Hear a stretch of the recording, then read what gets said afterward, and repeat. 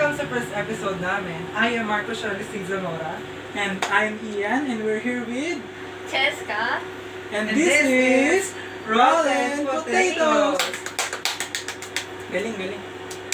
Is galing. So yun, to start, we have our first segment of the pod. So, welcome to our podcast. How do you feel? Nervous. Kasi hindi ko alam kung ano tatanungin ko. Okay, so, background check. Ba't ba ito yung invite namin dito? Bakit ako? Charit. Meron ka bang any sorry. Okay. Meron ka bang any fraud experiences or like, ano ba background mo as a creator? Instead sa teal color. No.